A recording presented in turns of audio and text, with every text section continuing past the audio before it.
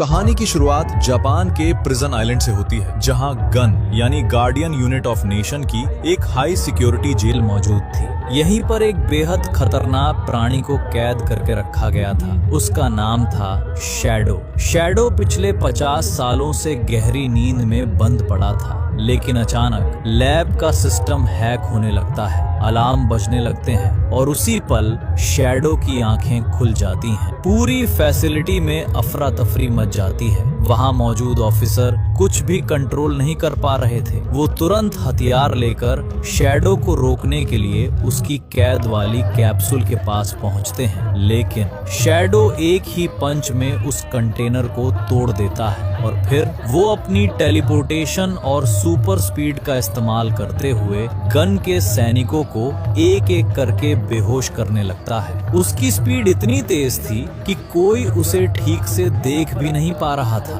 कुछ ही पलों में शैडो उस पूरी फैसिलिटी से निकल जाता है और सीधे टोक्यो शहर की तरफ बढ़ने लगता है। अब कहानी हमें लेके आती है ग्रीन हिल्स में, जहां सोनिक, टेल्स और नकल्स टॉम और मैडी के साथ खुशी से रह रहे थे। आज ये तीनों एक मजेदार रेस करने वाले थे। नकल्स गर्व से कहता है, मैं इस फैमिली का चैंपियन हूँ और मैं हमेशा जीतता हूँ। सोनिक मुस्कुराते हुए जवाब देता है, क्या तुम्हें यकीन है कि तुम पूरे यूनिवर्स के सबसे तेज क्रीचर को चैलेंज करना चाहते हो? मैडी रेस शुरू करती है और तीनों बिजली की रफ्तार से दौड़ पड़ते हैं। सोनिक सबसे तेज आगे बढ़ रहा था, लेकिन टेल्स भी अपनी पूंछ की मदद से उड़ते हुए तेजी से आगे निकल रहा था। नकल्स भी पीछे नहीं था और वो सोनिक को चिढ़ाता जा रहा था। अब सोनिक अपनी फुल स्पीड लगा देता है और एक ही पल में पूरे ग्रीन हिल्स का चक्कर लगाकर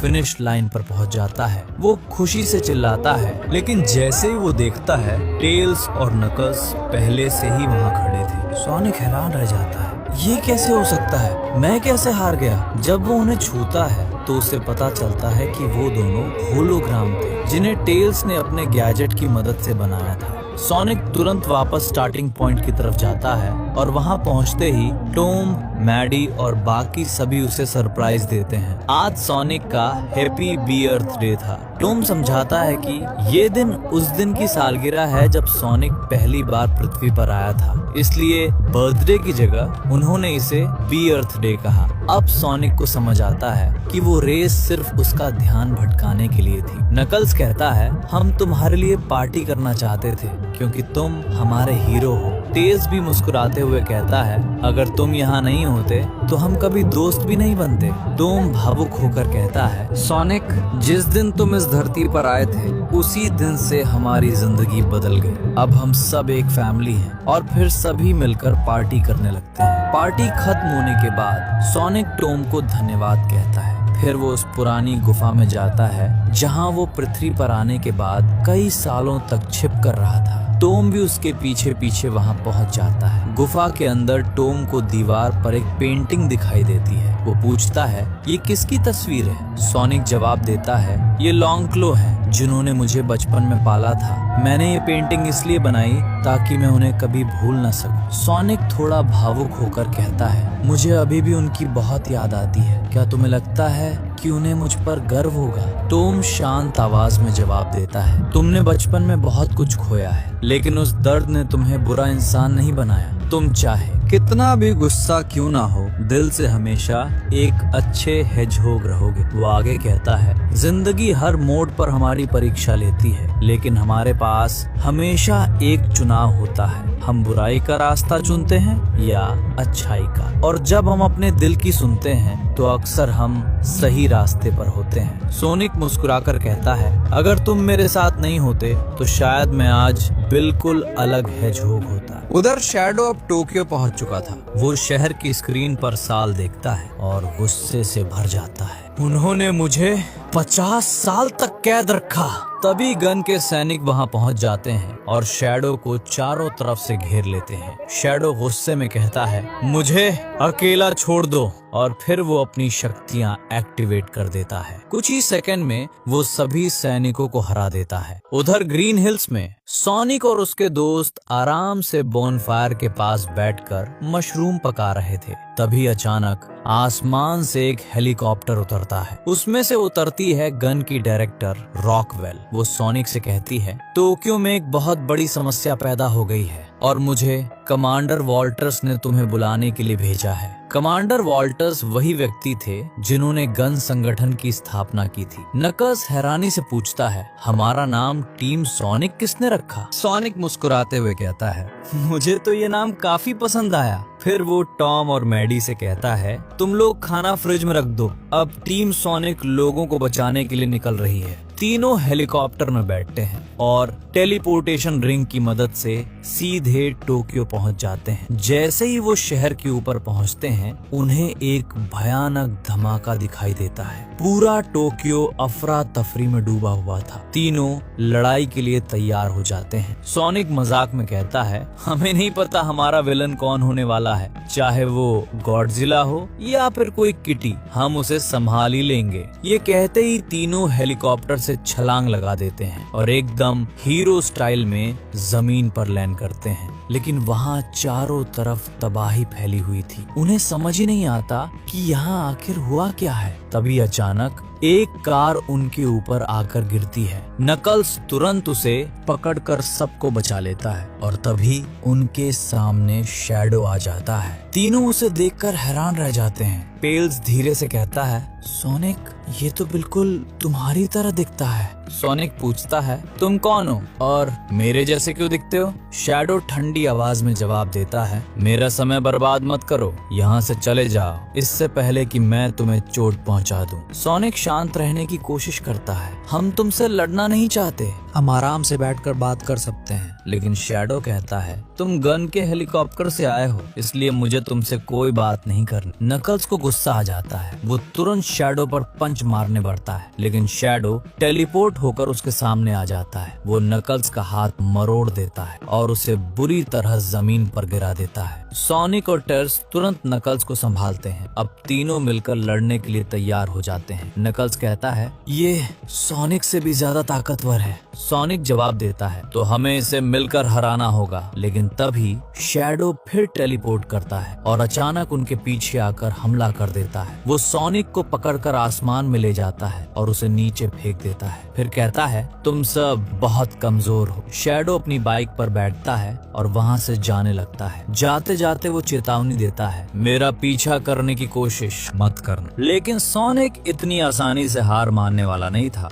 वो फुल स्पीड में शैडो के पीछे दौड़ पड़ता है। कुछ ही सेकंड में वो उसके बराबर पहुंच जाता है। सोनिक फिर से उससे बात करने की कोशिश करता है, लेकिन शैडो उसकी तरफ फायरिंग शुरू कर देता है। सोनिक अपनी स्पीड से हर अटैक से बचता जाता है। वो शैडो की बाइक पकड़ लेता है, लेकिन तभी शैडो उसे टेलीपोर्ट करके हवा में ले जाता है। अब वो दोनों इमारतों की छतों पर दौड़ रहे थे। सोनिक नीचे गिरता है, लेकिन शैडो अपनी बाइक से आसमान की तरफ तेजी से बढ़ता है। फिर अचानक वो तेजी से नीचे आता है। सोनिक भी पूरी ताकत से उसके ऊपर हमला करता है। दोनों की टक्कर इतनी ताकतवर होती है कि पूरे टोक्यो शहर की बिजली चली जाती है। जब सोनिक की आंख खुलती है तो शैडो वहाँ नहीं था और सोनिक हथकड़ियों से बंधा हुआ था। तभी टेल्स और नकल्स वहाँ पहुँचते हैं। टेल्स उसके हथकड़ी खोल देता है और कहता है, तुम्हें अकेले एक्शन नहीं लेना चाहिए था, हम तीनों एक टीम हैं। अब तीनों आगे की योजना बनाने के लिए चाओ गार्डन नाम के एक रेस्टोरेंट में जाते हैं। ये टोक्यो की एक मशहूर जगह थी। वहीं कुछ देर बाद कमांडर वॉल्टर्स भी वहाँ पहुँचते हैं। सोनिक उनसे पूछता है, वो काला हेजहॉग कौन था? कमांडर वॉल्टर्स जवाब देते हैं, उसका नाम शैडो है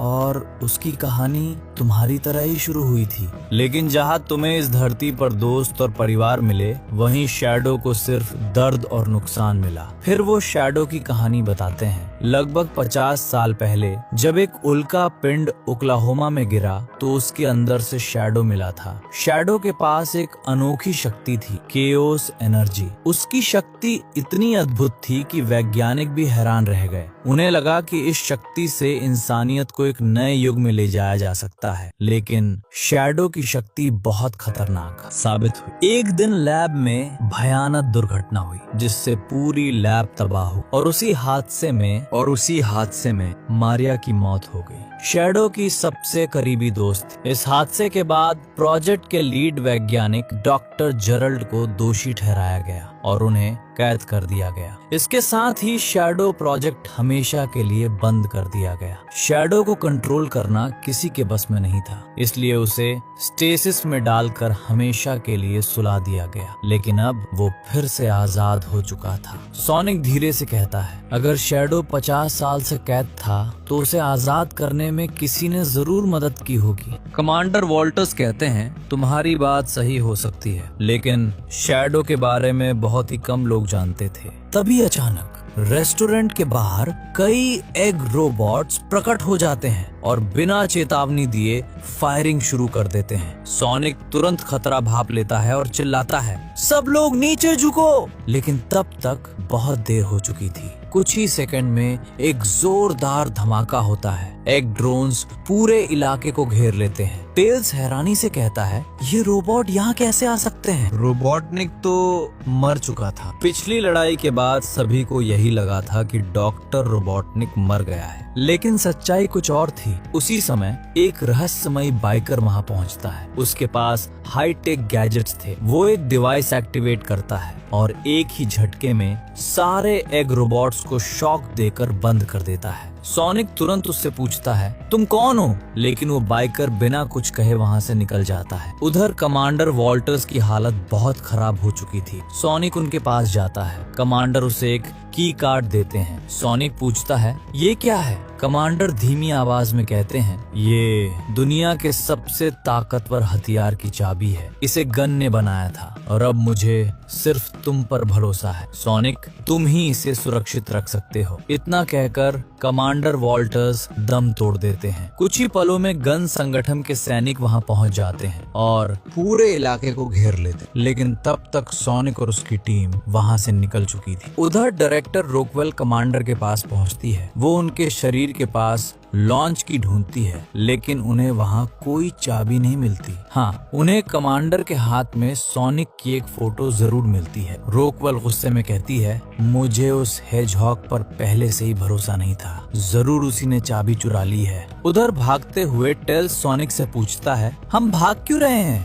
क्या हम गन के साथ मिलकर काम नहीं कर रहे थे? सोनिक जवाब देता है, जब तक हमें पूरी सच्चाई नहीं मिलती हम किसी पर भरोसा नहीं कर सकते। फिर वो उस रहस्यमयी बाइकर का पीछा करने लगते हैं। कुछ ही देर बाद वो बाइकर एक सी पोर्ट पर जाकर रुक जाता है। वो धीरे से अपना हेलमेट उतारता है और तब पता चलता है वो कोई और नहीं बल्कि रोबोटनिक का असिस्टेंट स्टोन था। सोनिक उसे तुरंत पहचान लेता है। वो पूछता है, तुमने शैडो को आजाद क्यों किया? स्टोन शांत होकर कहता है, हमारा शैडो से कोई लेना देना नहीं है और मैं ये साबित कर सकता हूँ। इतना कहकर वो एक बटन दबाता है। अचानक समुद्र का पानी हिलने लगता है और पानी के अंदर से एक विशाल क्रैब शिप बाहर आ जाती है। जहाज के अंदर हम देखते हैं डॉक्टर रोबोटनिक अभी भी जिंदा है, लेकिन पिछले कई महीनों से वो उसी जहाज में छिपा हुआ था और लगातार फास्ट फूड खाने की वजह से अब वो पहले से काफी मोटा हो चुका था। वो अजीब सा पागलों जैसा व्यवहार कर रहा था। सोनिक और उसकी टीम उसे देखकर हैरान रह जाते हैं। सोनिक कहता है, मुझे यकीन नहीं हो रहा, तुम अभी भी जिंदा हो। स्टोन रोबोटनिक से कहता है, हमें एक बड़ी समस्या का सामना करना पड़ रहा है। कोई हमारी टेक्नोलॉजी का इस्तेमाल कर रहा है। आज रेस्टोरेंट पर हमला करने वाले एग रोबोट्स हमारे ही डिजाइन के थे। ये सुनकर रोबोटनिक गुस्से से भर जाता है। वो चिल्लाता है, जो भी मेरी टेक्नोलॉजी चुरा रहा है मैं उससे बदला लेकर रहूंगा। फिर वो अपने सिस्टम की मदद से एग रोबोट्स की एनर्जी सिग्नल को ट्रैक करने लगता है। अब सोनिक और उसकी टीम फैसला करती है कि शैडो को रोकने के लिए उन्हें फिलहाल रोबोटनिक के साथ काम करना पड़ेगा। रोबोटनिक मुस्कुराकर कहता है, मैं सिर्फ एक शर्त पर तुम्हारा पार्टनर बनूंगा। वो सोनिक की तरफ देखता है और कहता है मुझे तुम्हारा एक बाल चाहिए। सोनिक हैरान होता है लेकिन फिर भी उसे एक हेयर दे देता है। रोबोटनिक उस बाल को देखकर अजीब सी खुशी से मुस्कुराने लगता है और स्टोन तुरंत उसके लिए नए मिशन की तैयारी शुरू कर देता है। अब हमें शैडो दिखाई देता है। वो उसी पुरानी लैब में वापस पहुंच चुका था जहां उसे लगभग 50 साल पहले कैद करके रखा गया था। उस जगह से उसकी बहुत सारी यादें जुड़ी हुई थी। वहीं उसे जमीन पर पड़ा मारिया का एक पुराना स्केटिंग शू मिलता है। उसे देखते ही शैडो अतीत में खो जाता है। मारिया दरअसल डॉक्टर जेरल्ड की पोती थी। वो अक्सर उस लैब में आया करती थी। शैडो उस समय एक डोम के अंदर कैद रहता था। एक दिन मारिया उसके पास आती है और उससे बात करने की कोशिश करती है। धीरे धीरे उन दोनों के बीच दोस्ती हो जाती है। अब वो दोनों अक्सर साथ में समय बिताने लगते हैं, लेकिन लैब में शैडो पर लगातार एक्सपेरिमेंट किए जाते थे, जिसकी वजह से वो अक्सर उदास रहता था। एक रात मारिया चुपके से शैडो को लैब से बाहर ले आती है। दोनों खुली छत पर बैठकर तारों भरा आसमान देख रहे थे। मारिया मुस्कुराकर कहती है मेरे ग्रैंडपा कहते हैं कि इन तारों की रोशनी को धरती तक पहुंचने में कई साल लग जाते हैं और जब तक हम उस तारे को देख पाते हैं तब तक शायद वो तारा असल में मौजूद ही नहीं रहता। शैडो थोड़ी देर सोचता है, फिर कहता है मतलब तारा खत्म हो जाने के बाद भी चमकता रहता है। ये सच में बहुत खूबसूरत है। मारिया हंसते हुए पूछती है तो तुम किस तारे से आए हो? शैडो धीरे से जवाब देता है मुझे अपने घर के बारे में कुछ भी याद नहीं। मारिया मुस्कुराकर कहती है तो फिर अब पृथ्वी ही तुम्हारा घर। एक दिन जब वो दोनों अपने बनाए छोटे से खेल वाले घर में बैठे थे, तभी डॉक्टर जेरल्ड वहां पहुंचते हैं। वो घबराए हुए थे। वो कहते हैं हमें यहाँ से तुरंत निकलना होगा। असल में सरकार ने उस लैब को हमेशा के लिए बंद करने का फैसला कर लिया था, लेकिन जेरल्ड ऐसा नहीं चाहते थे,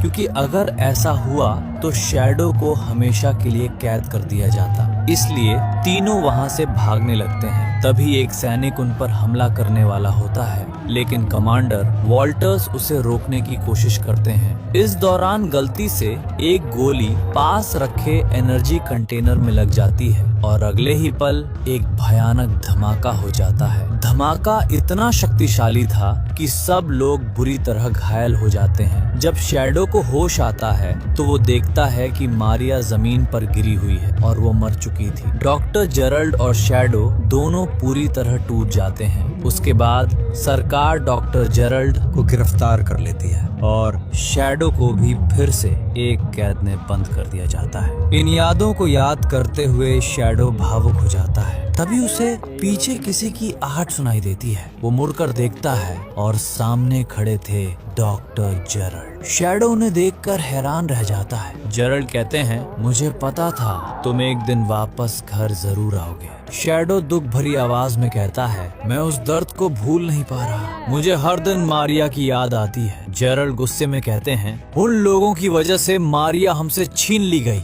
अब उन्हें इसकी सजा मिलनी ही चाहिए। उसी समय सोनिक, टेल्स, नकल्स और रोबोटनिक उस लोकेशन पर पहुंच जाते हैं जहां से एग रोबोट्स का सिग्नल आ रहा था। ये वही पुरानी लैब थी जहां इस समय शैडो और जेरल्ड मौजूद थे। नकल्स अपने एक जोरदार पंच से लैब का मेन गेट तोड़ देता है। अंदर खड़ा शैडो तुरंत समझ जाता है कि कोई आ चुका है। जेरल्ड मुस्कुराकर कहते हैं लगता है हमारे मेहमान आ चुके हैं, हमें उनका स्वागत करना चाहिए। अब सोनिक और बाकी सभी लैब के अंदर पहुंच चुके थे, लेकिन उन्हें समझ नहीं आ रहा था कि ये जगह आखिर है क्या। सोनिक चारों तरफ देखकर कहता है ये जगह किसी पुराने मिलिट्री बेस जैसी लग रही है जो कई सालों से बंद पड़ा है। लैब के अंदर कई रास्ते थे, इसलिए वो 3 अलग अलग ग्रुप में बढ़ जाते हैं। टेज और स्टोन साथ में जाते हैं, नकल्स अकेले आगे बढ़ता है और सोनिक रोबोटनिक के साथ रहता है। उसे रोबोटनिक पर पूरी तरह भरोसा नहीं था। नकल्स को हमेशा से भूतों से बहुत डर लगता था, इसलिए वो थोड़ा डरा हुआ महसूस कर रहा था। तभी अचानक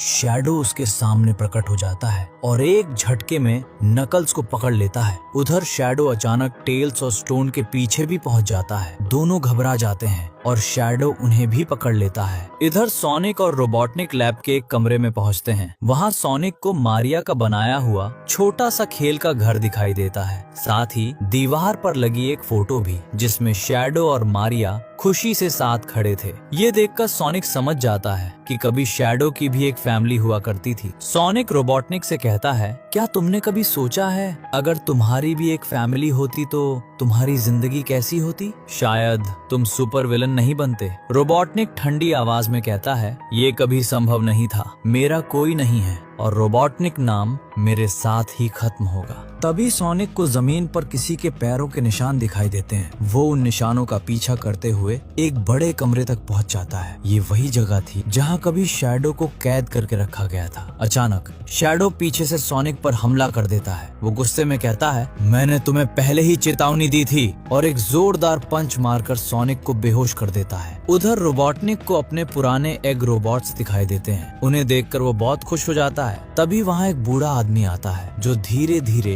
एक गाना गुनगुना रहा था। रोबोटनिक उसे पहचान नहीं पाता और कहता है, तुम जरूर चोर हो, क्योंकि इन एग रोबोट्स का असली क्रिएटर मैं हूँ। तभी वो बूढ़ा आदमी मुस्कुराता है और कहता है, असल में तुम्हें ये विरासत मुझसे ही मिली है, क्योंकि मैं तुम्हारा ग्रैंडफादर हूँ। मेरा नाम है डॉक्टर जेरल्ड। रोबोटनिक उस बूढ़े आदमी को ध्यान से देखता है। उसे यकीन ही नहीं हो रहा था कि वो सच में उसका ग्रैंडफादर हो सकता है। लेकिन जब वो उससे कुछ कठिन मैथमेटिक्स के सवाल पूछता है और वो बूढ़ा आदमी उन्हें आसानी से हल कर देता है, तब रोबोटनिक को यकीन हो जाता है वो सच में डॉक्टर जेरल्ड रोबोटनिक ही थे। रोबोटनिक उनसे मिलकर बहुत खुश होता है, लेकिन फिर वो उनसे एक सवाल पूछता है, अगर आप इतने सालों से जिंदा थे तो पूरी जिंदगी आप मेरे साथ क्यों नहीं रहे? जेरल्ड जवाब देते हैं, क्योंकि मुझे पिछले 50 सालों से एक सीक्रेट प्रिजन में कैद रखा गया था, लेकिन अब हम दोनों साथ मिलकर काम करेंगे। उधर शैडो ने सोनिक, टेल्स और नकल्स को पकड़ लिया था और उन्हें एक बड़े पिलर से बांध दिया था। सोनिक जब दो रोबोटनिक को देखता है तो वो पूरी तरह चौंक जाता है। जेरल्ड मुस्कुराते हुए कहते हैं, तुम सोचते हो एक रोबोटनिक खतरनाक है, हम दोनों मिलकर एक से भी ज्यादा खतरनाक हैं। सोनिक समझ जाता है कि ये सब किसने किया है। वो कहता है, तो शैडो को कैद से तुमने ही आजाद किया था। तभी शैडो सीक्रेट वेपन की कार्ड हासिल कर लेता है। वो गुस्से में कहता है, गन संगठन ने हमसे सब कुछ छीन लिया और अब मैं उनसे सब कुछ छीन लूंगा। जेरल्ड आगे बढ़ते हैं और कहते हैं, और इसके लिए हम इस्तेमाल करेंगे इक्लिप्स कैनन, एक ऐसा हथियार जिसे मैंने खुद बनाया है। जेरल्ड बताते हैं, जब मैं जेल में था तब मैंने अपनी आजादी के बदले सरकार से एक डील की थी और उसी डील के तहत मैंने बनाया इक्लिप्स कैनन। ये दुनिया का सबसे शक्तिशाली हथियार है। इसकी सिर्फ एक स्ट्राइक दुनिया के किसी भी कोने को पूरी तरह तबाह कर सकती है और अब हम इसी हथियार से गन हेडक्वार्टर को नष्ट करेंगे। सोनिक गुस्से में कहता है, अगर तुमने वो हथियार इस्तेमाल किया तो सिर्फ गन ही नहीं, हजारों निर्दोष लोग भी मारे जाएंगे। लेकिन जेरल्ड ठंडी आवाज में कहते हैं, मुझे लोगों की कोई परवाह नहीं है। फिर वो रोबोटनिक की तरफ मुड़कर कहते हैं, इक्लिप्स कैनन को एक्टिवेट करने के लिए 2 की कार्ड्स की जरूरत है। एक हमें मिल चुकी है और दूसरी गन हेडक्वार्टर में मौजूद है। जैसे ही हमें दोनों चाबियां मिल जाएगी, मैं इस हथियार पर पूरा कंट्रोल पा लूंगा। इसके बाद रोबोटनिक अपनी क्रैब शिप को बुला लेता है और वो सब वहाँ से निकलने की तैयारी करने लगते हैं। लेकिन जाने से पहले शैडो एक मार्बल बॉल को एक्टिवेट करता है। अचानक वो बॉल एक छोटे ब्लैक होल में बदल जाती है जो आसपास की हर चीज को अपनी तरफ खींचने लगती है। सोनिक और उसके दोस्त भी धीरे धीरे उसकी तरफ खींचने लगते हैं। तीनों डर जाते हैं। नकल्स जल्दी से अपने दांतों से एक तार पकड़ लेता है, लेकिन वो अभी भी हवा में लटके हुए थे। तभी सोनिक को एक आइडिया आता है। वो टेल्स के बैग से एक टेलीपोर्टेशन रिंग निकालता है और उसे दूर फेंक देता है। रिंग एक्टिवेट हो जाती है और ब्लैक होल में खिंचने से ठीक पहले तीनों उस रिंग के जरिए बाहर निकल जाते हैं। कुछ ही सेकंड बाद ब्लैक होल उस पूरे पहाड़ को निगल जाता है। सोनिक, टेल्स और नकल्स मुश्किल से बच पाते हैं। उधर रोबोटनिक और जेरल्ड अपनी शिप से ये सब देख रहे थे। उनके स्कैनर में कोई भी लाइव सिग्नल दिखाई नहीं देता। उन्हें लगता है कि सोनिक और उसके दोस्त मर चुके हैं। रोबोटनिक मुस्कुराते हुए कहता है, मैं उस ब्लू हेजहॉग को कब से मारना चाहता था, लेकिन ग्रैंडपा आपने तो एक ही दिन में काम खत्म कर दिया। जेरल्ड हंसते हुए कहते हैं, मेरे बच्चे, इस दुनिया में ऐसा कुछ नहीं है जिसे हम दोनों मिलकर नष्ट न कर सके। स्टोन अब शिप की दिशा गन हेडक्वार्टर की तरफ सेट कर देता है और कहता है, वहाँ पहुँचने में हमें लगभग 1 दिन लगेगा। जेरल्ड रोबोटनिक से कहते हैं, तब तक क्यों ना हम हम इस समय का इस्तेमाल करें ताकि हम एक दूसरे को बेहतर तरीके से जान सकें और वो सब करें जो तुम बचपन में अपने ग्रैंडफादर के साथ करना चाहते थे। अब दोनों साथ में समय बिताने लगते हैं। रोबोटनिक अपने ग्रैंडफादर के साथ बर्थडे सेलिब्रेट करता है, क्रिसमस मनाता है और वो सब करता है जो उसने अपने बचपन में कभी नहीं किया। वो बेहद खुश था, लेकिन स्टोन इस सबसे खुश नहीं था, क्योंकि अब रोबोटनिक अपने ग्रैंडफादर में इतना व्यस्त हो गया था कि उसने स्टोन को लगभग भूल ही गया था। स्टोन उदास होकर अपनी लाई हुई कॉफी कूड़ेदान में फेंक देता है और तभी हमें पता चलता है कि रोबोटनिक और जेरल्ड असल में ये सब VR हेडसेट की मदद से कर रहे थे। ये हेडसेट इतने एडवांस थे कि उन्हें पहनकर वर्चुअल दुनिया बिल्कुल असली दुनिया जैसी लगती थी। अब कहानी हमें वापस टॉम और मैडी के पास लेकर आती है। दोनों साथ बैठकर अच्छा समय बिता रहे थे। टॉम मुस्कुराते हुए कहता है, पिछले कुछ सालों में हमने सोनिक के साथ मिलकर इतने सारे एडवेंचर किए हैं कि अब दुनिया बचाने की आदत सी हो गई है। तभी अचानक उनके सामने एक पोर्टल खुलता है और उसी में से सोनिक, नकल्स और टेल्स बाहर आ जाते हैं। सोनिक जल्दी से टॉम और मैडी से कहता है, मुझे एक सुपर डेंजरस और टॉप सीक्रेट मिशन में तुम्हारी मदद चाहिए। टॉम और मैडी एक दूसरे को देखते हैं और तुरंत तैयार हो जाते हैं। मैडी हंसते हुए कहती है, वैसे भी हम यहाँ बैठे बैठे बोर हो रहे थे। अब टेल्स सबको पूरा प्लान समझाता है। वो कहता है, हमें गन हेडक्वार्टर में घुसकर वहाँ से एक की कार्ड हासिल करनी होगी। सोनिक तुरंत कहता है, मेरे पास इससे भी आसान प्लान है। मैं अपनी सुपर स्पीड में दौड़कर जाऊंगा और कुछ ही सेकंड में वो की कार्ड लेकर वापस आ जाऊंगा। लेकिन टेल्स सिर हिलाते हुए कहता है, तुम ऐसा नहीं कर पाओगे, क्योंकि गन हेडक्वार्टर के चारों तरफ एक एनर्जी शील्ड लगी हुई है। अगर तुम उससे टकराए तो सीधा राख बन जाओगे। इसलिए टेल्स अपना असली प्लान बताता है। हमें पहले हेडक्वार्टर के अंदर घुसना होगा, फिर उनके सर्वर में एक USB ड्राइव डालनी होगी जिससे उस एनर्जी शील्ड को बंद किया जा सके। उसके बाद हमें पूरे टावर का कंट्रोल मिल जाएगा। और यहीं पर टेल्स बताता है कि हमें टॉम और मैडी की मदद क्यों चाहिए, क्योंकि केवल वही दोनों इंसानों की तरह उस टावर के अंदर जा सकते हैं। लेकिन टेल्स एक और खतरे के बारे में बताता है। की कार्ड तक पहुंचने के लिए तुम्हें कई खतरनाक लेजर सिक्योरिटी सिस्टम से गुजरना होगा, जो तुम्हें एक सेकंड में टुकड़ों में काट सकते हैं। और सबसे बड़ी समस्या ये है, हमारे डेटाबेस में उस जगह का कोई भी पूरा नक्शा मौजूद नहीं है, इसलिए हमें नहीं पता कि अंदर क्या होने वाला है। ये सुनकर मैडी थोड़ा सोचती है, फिर वो कहती है, इस प्लान में जान का बहुत बड़ा खतरा है, इसलिए मेरे पास एक आसान तरीका है। वो कहती है, हमें सोनिक को फिर से मास्टर एमरल्ड का इस्तेमाल करने देना चाहिए, जिससे वो सुपर सोनिक बन जाएगा और फिर वो आसानी से की कार्ड ले सकता है। लेकिन सोनिक तुरंत मना कर देता है। वो कहता है, हम ऐसा नहीं कर सकते।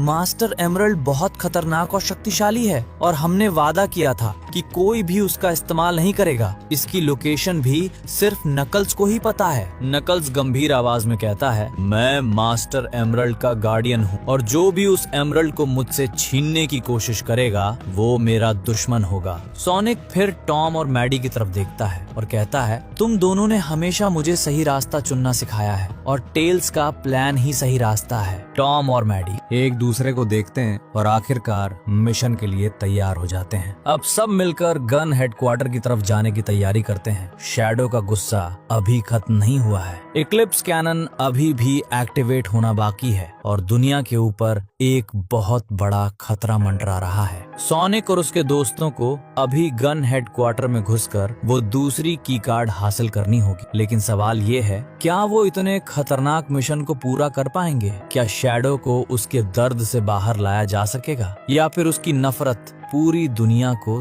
तबाह कर देगी? ये सब हमें पता चलेगा इस कहानी के अगले पार्ट में। तो अगर आप चाहते हैं कि इस मूवी का सेकंड पार्ट जल्दी आए तो अभी इसी वीडियो को लाइक करें, अपने दोस्तों के साथ शेयर करें और चैनल को सब्सक्राइब जरूर करें। आपका एक सब्सक्राइब और एक शेयर मुझे अगला पार्ट जल्दी लाने की मोटिवेशन देता है। और अगर आपने यहाँ तक वीडियो देखी है तो दिल से बहुत बहुत धन्यवाद।